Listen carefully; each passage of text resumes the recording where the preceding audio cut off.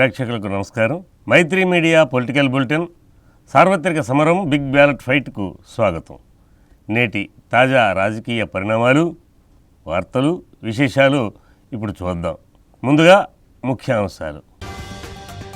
ప్రజా సమస్యల పరిష్కారమే లక్ష్యంగా ఈ 5 ఏళ్లు పనిచేశా. అభివృద్ధిని చూపి ప్రజల నుంచి ఓట్లను అభ్యర్థిస్తున్న ఎన్నికల ప్రచారంలో కోలగట్ల వీరభద్రస్వామి.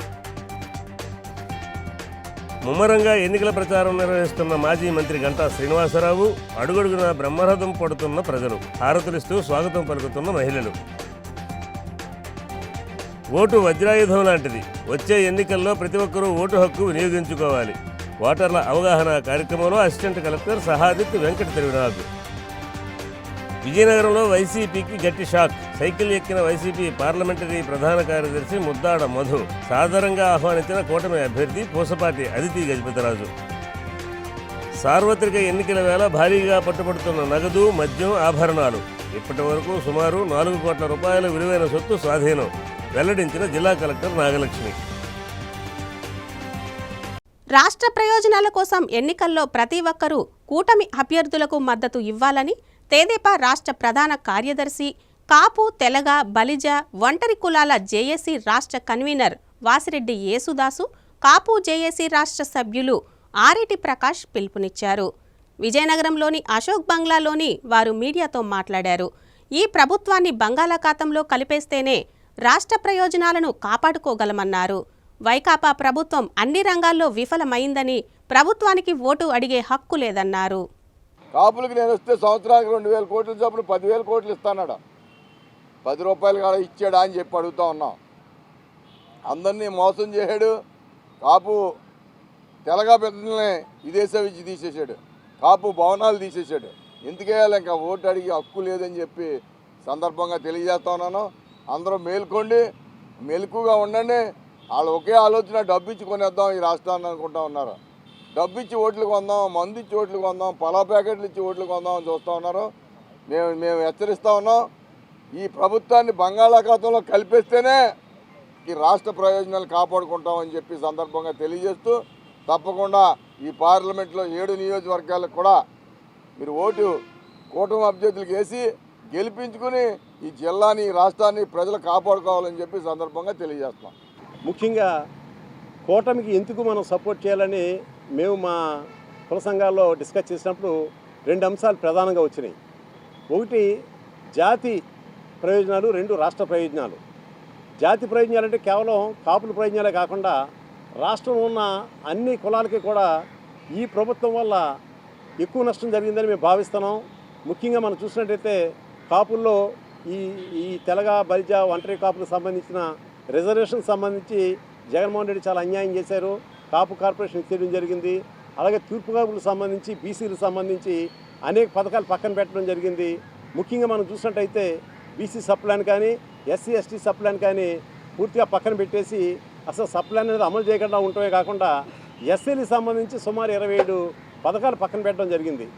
అంటే ఆ మాదిరి అన్ని జాతులకు నష్టం జరుగుతుంది. కాబట్టి మేము ఏం అప్పీల్ చేస్తున్నామంటే, మన జాతుల యొక్క ప్రయోజనాలు, కులాల యొక్క ప్రయోజనాలు దృష్టిలో పెట్టుకుని కూటమి వల్ల మాత్రమే తిరిగి మన కులాలకు న్యాయం జరుగుతుందనే ఉద్దేశంతో కేవలం కాపులు, తెలగ, బలిజ వంటి తూర్పు కాపులకే కాకుండా రాష్ట్రంలో ఉన్న అన్ని కులాలు కూడా కులాలకి, మతాలకి, ప్రాంతాలకి అతీతంగా కూటమికి ఏదైతే ఉందో జనసేన, తెలుగుదేశం, బీజేపీ కూటమికి పెద్ద సంఖ్యలో ఓట్లేసి గెలిపించాలని ప్రార్థిస్తున్నాం.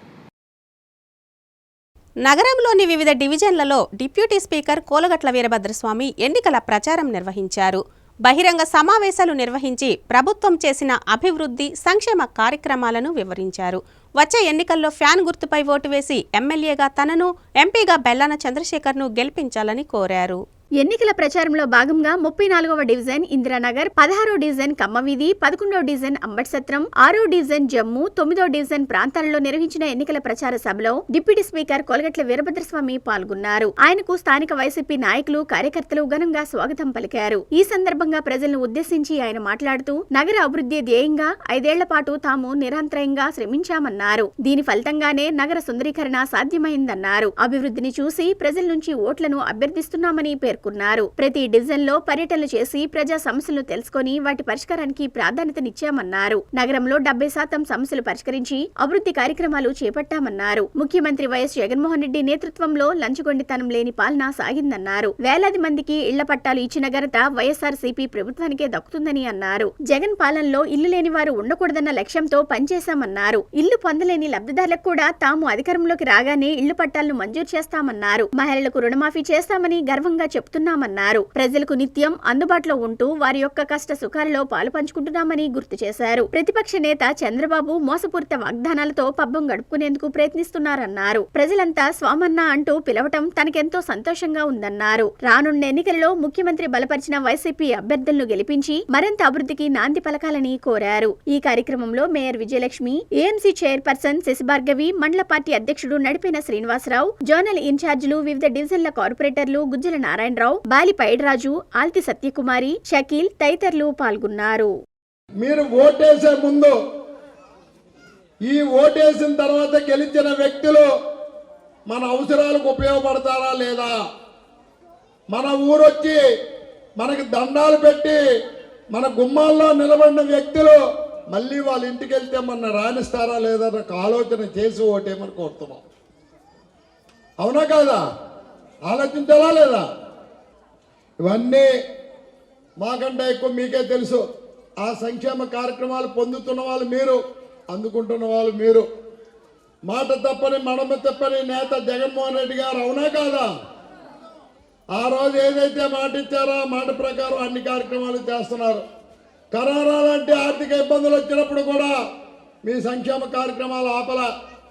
మరి గత పాలకులు మరలా కొత్త అవతారంతో వస్తున్నారు, కొత్త స్నేహితులను కలుపుకొని వస్తున్నారు.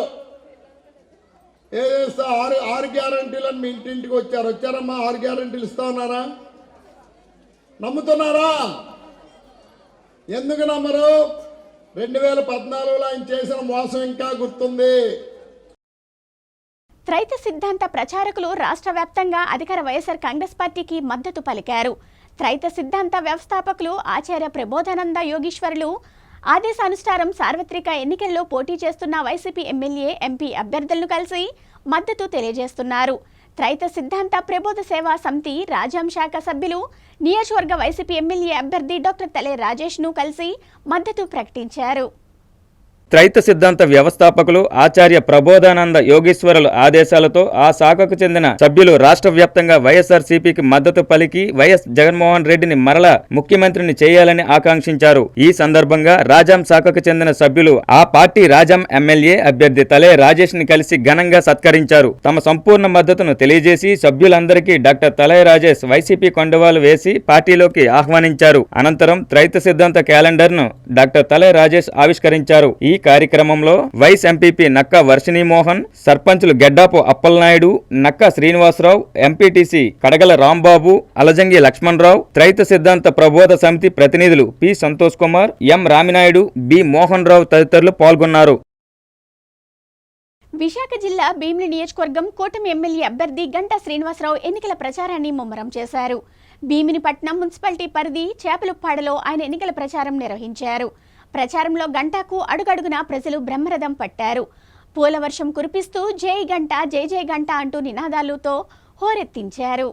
విశాఖ జిల్లా భీమిలి నియోజకవర్గ కేంద్రం చేపలుప్పాడలో కూటమి ఎమ్మెల్యే అభ్యర్థి గంటా శ్రీనివాసరావు ఎన్నికల ప్రచారం నిర్వహించారు. ఎన్నికల ప్రచారంలో గంటా శ్రీనివాసరావుకు పూల వర్షం కురిపిస్తూ బాణాసంచా శబ్దాలతో పండగ వాతావరణం నెలకొంది. తెదేపా, జనసేన, భాజపా కూటమి జెండాలతో ప్రజలు బ్రహ్మరథం పట్టారు. మండు టెండను సైతం లెక్క చేయకుండా గంటా ప్రచార రథంతో జనం పాదయాత్ర ర్యాలీ నిర్వహించారు. నాయకులు, కార్యకర్తలు, స్థానికులు రెట్టించిన ఉత్సాహంతో దారి పొడవునా నీరాజనాలు పలికారు. జై గంటా, జై జై గంటా అనే నినాదాలు హోరెత్తించారు. మహిళలు హారతులు పట్టి స్వాగతం పలికారు. తీన్మార్, డప్పుల వాయిద్యాలతో ఉర్రూతలూగిస్తూ గ్రామంలో ప్రచారం నిర్వహించారు. ఈ సందర్భంగా గంటా శ్రీనివాసరావు మాట్లాడుతూ వైకాపా ప్రభుత్వం ఈ 5 ఏళ్లలో ఏ ఒక్క అభివృద్ధి పని చేయలేదని, వచ్చే ఎన్నికల్లో తెదేపా అధికారంలోకి వస్తేనే రాష్ట్ర అభివృద్ధి సాధ్యపడుతుందన్నారు. వచ్చే ఎన్నికల్లో సైకిల్ గుర్తుపై ఓటు వేసి ఎమ్మెల్యేగా తనను, విశాఖ ఎంపీగా శ్రీభరత్ను గెలిపించాలని కోరారు.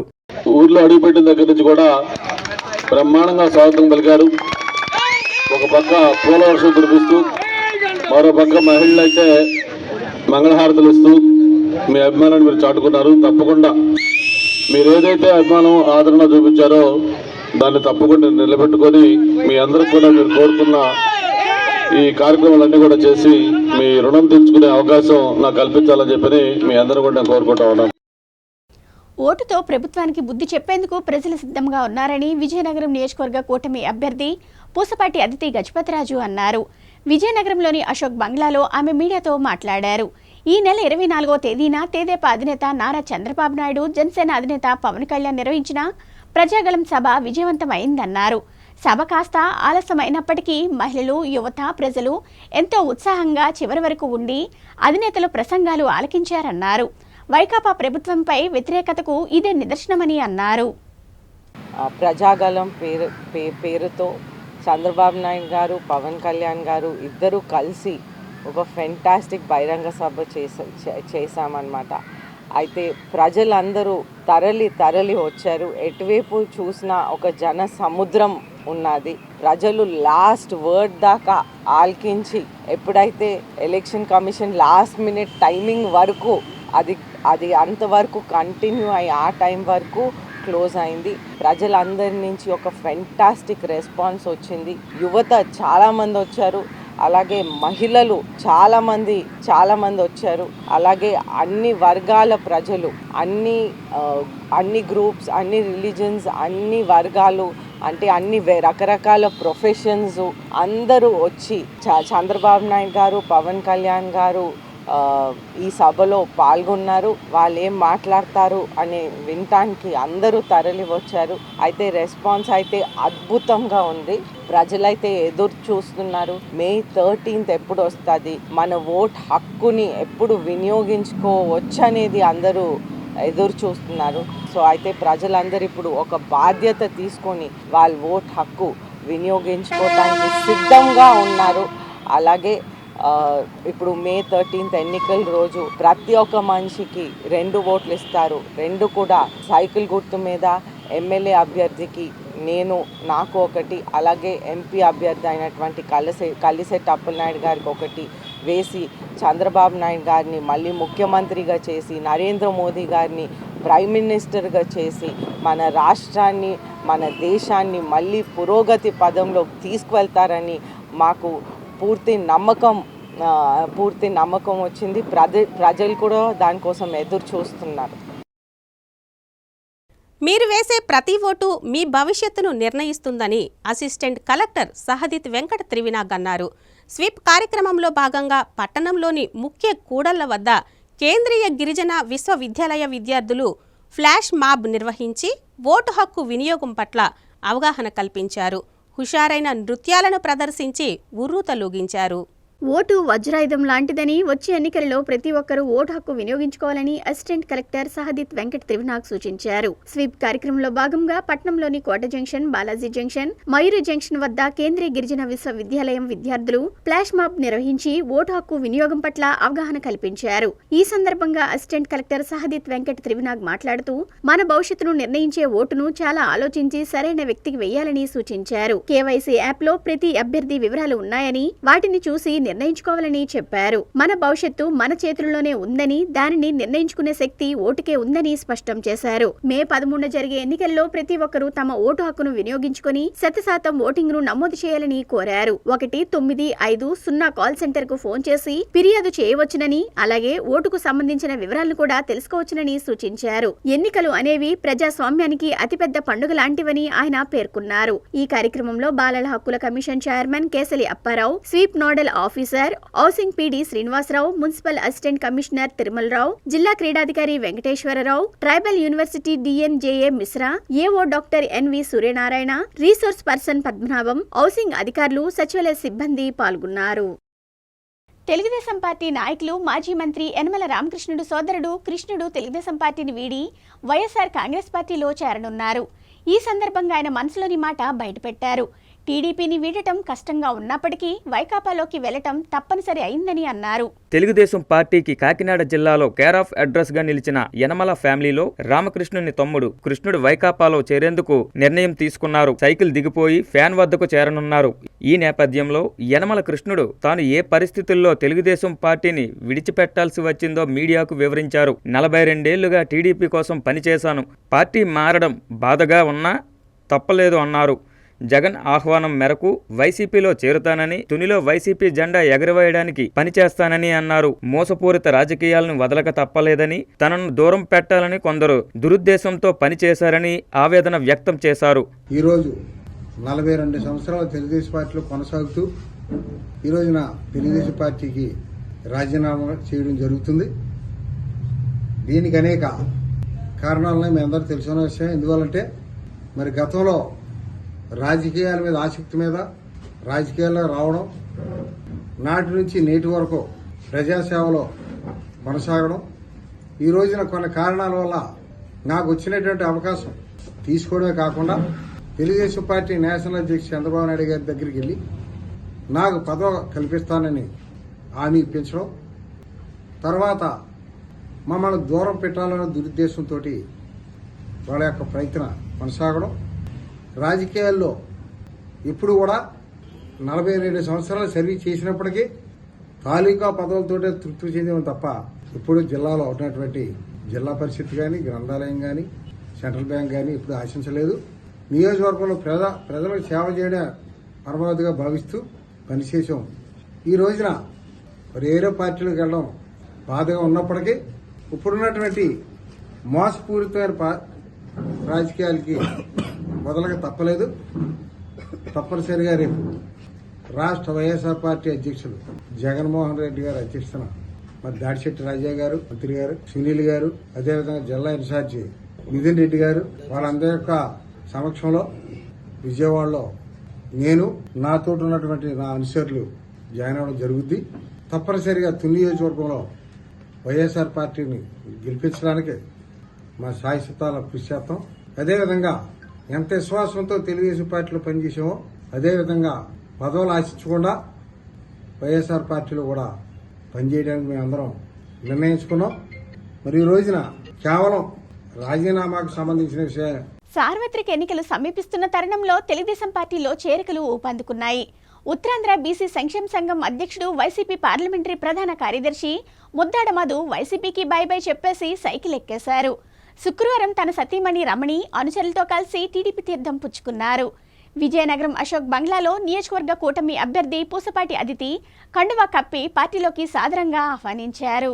విజయనగరం జిల్లా కేంద్రంలో అధికార వైఎస్ఆర్ కాంగ్రెస్ పార్టీకి గట్టి షాక్ తగిలింది. వైసీపీ పార్లమెంటరీ ప్రధాన కార్యదర్శి, ఉత్తరాంధ్ర బీసీ సంక్షేమ సంఘ నాయకులు ముద్దాడ మధు వైసీపీని వీడి తెలుగుదేశం పార్టీలో చేరారు. పార్టీలో చేరిన ముద్దాడ మధుతో పాటు ఆయన సతీమణి మాజీ కౌన్సిలర్ ముద్దాడ రమణి, పలువురు బీసీ నేతలు అనుచరులు ఉన్నారు. విజయనగరంలోని అశోక్ బంగ్లాలో వారందరికీ నియోజకవర్గ కూటమి ఎమ్మెల్యే, ఎంపీ అభ్యర్థులు పూసపాటి అదితి గజపతిరాజు, కలిశెట్టి అప్పలనాయుడు పార్టీ కండువా కప్పి సాదరంగా పార్టీలోకి ఆహ్వానించారు. వచ్చే ఎన్నికల్లో కూటమి అభ్యర్థులు గెలిపే లక్ష్యంగా పనిచేయాలని సూచించారు. ఈ సందర్భంగా ముద్దాడ మధు మాట్లాడుతూ ప్రతిసారి నా బీసీ అనే సీఎం జగన్మోహన్ రెడ్డి ఈ 5 ఏళ్లలో బీసీ కార్పొరేషన్ ద్వారా బీసీలకు ఒక్క లోనైనా ఇచ్చారా అని ప్రశ్నించారు. బీసీలకు 56 కార్పొరేషన్లు పెట్టానని చెబుతున్న సీఎం జగన్మోహన్ ఒక్క రూపాయి అయినా నిధులు కేటాయించారని నిలదీశారు. చంద్రబాబు హయాంలో బీసీలకు ఎన్నో సంక్షేమ పథకాలు అమలు చేశారని, బీసీ కార్పొరేషన్ ద్వారా సబ్సిడీపై రుణాలు అందించి ఎందరో నిరుద్యోగులకు ఉపాధి కల్పించారని అన్నారు. బీసీలంతా కలిసిగట్టిగా పనిచేసి వచ్చే ఎన్నికల్లో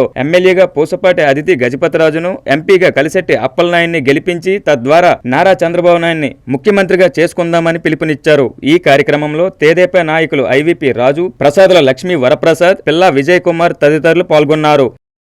పెద్దలు గౌరవనీయులు పూసపాటి అశోక్ గజపతిరాజు గారి నాయకత్వంలో పనిచేయాలని, అలాగే వారి యొక్క కుమార్తె పూసపాటి అతిథి విజయలక్ష్మి గారి నాయకత్వంలో పనిచేస్తూ మరి రానున్న ఎన్నికల్లో మరి విజయనగరం పార్లమెంటు ఉమ్మడి అభ్యర్థి అయినటువంటి కలిశెట్టి అప్పలనాయుడు గారిని, అలాగే విజయనగరం శాసనసభ నియోజకవర్గానికి అభ్యర్థి అయినటువంటి శ్రీ అతిథి గజపతిరాజు గారిని కూడా మనం భారీ మెజారిటీతో గెలిపించాలని, మరి దానికి మా వంతుగా పూర్తిగా కృషి చేస్తూ మరి రానున్న కాలంలో మా యొక్క యొక్క సేవలను మరింతగా పనిచేస్తామని తెలియజేసుకుంటున్నాను. మరి ఈ రాష్ట్రంలో నా బీసీలు అనే చెప్పుకునే జగన్మోహన్ రెడ్డి గారు బీసీలకు 5 సంవత్సరాలుగా కేవలం బీసీ కార్పొరేషన్ నుంచి ఒక్క లోన్ కూడా ఇవ్వకుండా ఈ రాష్ట్రంలోనున్న బీసీలను పూర్తిగా మోసం చేశారని చెప్పక తప్పదు. ఎందుకంటే బీసీలకు గత ప్రభుత్వంలో చంద్రబాబు నాయుడు గారి ప్రభుత్వంలో బీసీలకు మార్జిన్ మనీగా 10th క్లాస్ గారి నుంచి డిగ్రీ వరకు చదువుకున్న విద్యార్థులకు ఎంతో మందికి వారికి సబ్సిడీ 50% సబ్సిడీ ఇస్తూ ఆటోస్ కి గాని సప్లైర్స్ గాని వాళ్ళ కాళ్ళ మీద వాళ్ళు బ్రతికేటట్టుగా ఎన్నో కార్యక్రమాలు గతంలో ఉండేవి. మరి ఈ వైఎస్ఆర్ కాంగ్రెస్ పార్టీ ప్రభుత్వం రాగానే వాటిని అన్నింటినీ కూడా రద్దు చేస్తూ కేవలం బీసీలకు 56 కార్పొరేషన్లు చేశామని చెబుతూ కేవలం ప్రతి ఒక్క డైరెక్టర్ కు 12,000 రూపాయలు ఇచ్చి ఈ రాష్ట్రంలోనున్న బీసీలందరికీ కూడా న్యాయం చేస్తున్నామని చెప్పుకోవడం చాలా దారుణమైన సంగతి. మరి రానున్న కాలంలో యాదవులందరూ కూడా మరి పెద్దలు నారా చంద్రబాబు నాయుడు గారి నాయకత్వంలో ఉమ్మడి అభ్యర్థులందరినీ కూడా గెలిపించాలని రానున్న కాలంలో అనేకమైన సంక్షేమ కార్యక్రమాలన్నీ కూడా వారి ద్వారా పెద్దలు అందరి ద్వారా మనం ప్రతి ఇంటికి తీసుకెళ్లే విధంగా చేయాలని ఈ సందర్భంగా తెలియజేసుకుంటూ పార్వతీపురం మన్యం జిల్లాలో నామినేషన్ల పర్వం ప్రశాంతంగా ముగిసింది. సాలూరు నియోజకవర్గ కూటమి అభ్యర్థిగా గుమ్మడి సంధ్యారాణి గురువారం అట్టహాసంగా నామినేషన్ దాఖలు చేశారు.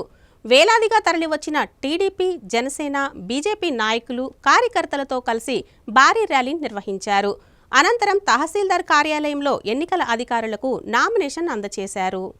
పార్వతీపురం మన్యం జిల్లా సాలూరు పట్టణం పసుపు రంగు సంతరించుకుంది. తెలుగుదేశం పార్టీ, జనసేన, బీజేపీ శ్రేణులతో ఆర్టీసీ కాంప్లెక్స్ నుంచి బోసుబొమ్మ కూడలి వరకు రోడ్లు కిక్కిరిసిపోయాయి. కూటమి అభ్యర్థి గుమ్మడి సంధ్యారాణి తహసీల్దార్ కార్యాలయంలో గురువారం మరో సెట్ నామినేషన్ పత్రాలను రిటర్నింగ్ అధికారి విష్ణుచరణ్ కు అందించారు. ఈ సందర్భంగా సాలూరు, పాచిపెంట, మక్కువ, మెంటాడ మండలాల నుంచి భారీ స్థాయిలో పార్టీ అభిమానులు, నాయకులు, కార్యకర్తలు ఆమె ఇంటి వద్దకు చేరుకున్నారు. అక్కడి నుంచి ప్రచార రథంపై ర్యాలీగా ఆర్టీసీ కాంప్లెక్స్ వద్దకు చేరుకున్నారు. ఈ కార్యక్రమంలో కూటమి అరకు ఎంపీ అభ్యర్థి కొత్తపల్లి గీత, టీడీపీ రాష్ట్ర ఉపాధ్యక్షులు ఆర్పి బంజ్దేవ్ తదితరులు పాల్గొన్నారు.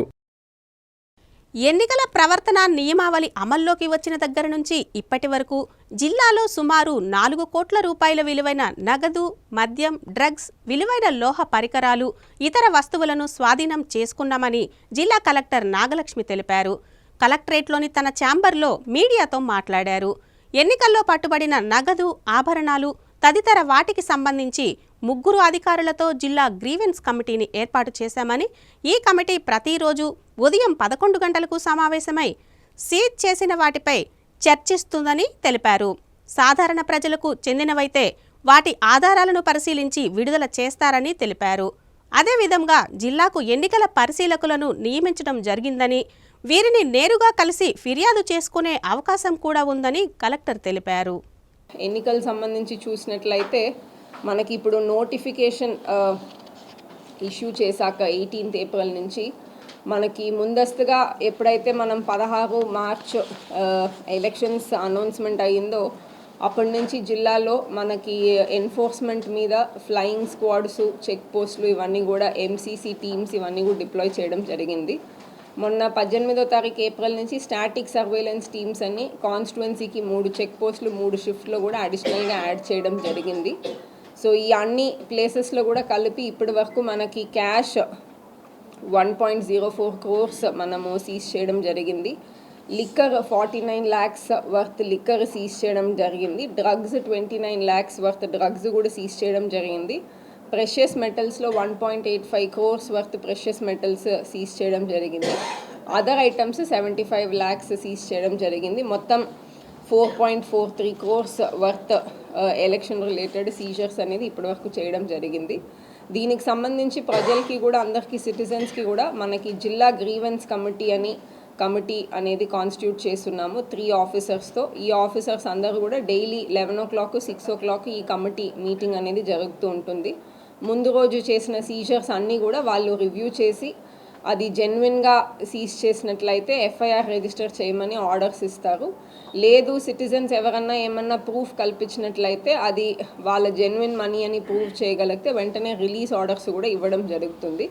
సో ఈ ప్రక్రియ కూడా అందరూ కూడా నోట్ చేసుకోవాలని కోరుకుంటున్నాను. అండ్ ఎక్కడైతే మనకి ఫ్లయింగ్ స్క్వాడ్ కానీ సర్వేలెన్స్ టీమ్స్ కానీ ఆర్ విడిగా పోలీస్ డిపార్ట్మెంట్ ఇంకేదైనా ఇంటగ్రేటెడ్ చెక్ పోస్ట్లో ఎక్కడ సీజర్స్ జరిగినప్పటికీ ఈ గ్రీవెన్స్ కమిటీకి సంబంధించిన ఆర్డర్ లాగా మీరు అపీల్ చేయొచ్చు అనే ఈ లెటర్ కూడా అందరికీ కూడా అక్కడక్కడే కూడా ఇస్తున్నాము. సో ఎవరికన్నా సీజర్స్ మీద ఏమన్నా మాది లైక్ వ్యాలిడ్ ప్రూఫ్ ఉన్నప్పుడు చేశారని అనిపించినట్లయితే ఖచ్చితంగా ఈ గ్రీవెన్స్ కమిటీకి అపీల్ చేసే అవకాశం ఉంటుంది. మరిన్ని రాజకీయ వార్తలు, పొలిటికల్ అప్డేట్స్, విశ్లేషణల కోసం చూస్తూనే ఉండండి మైత్రి మీడియా న్యూస్.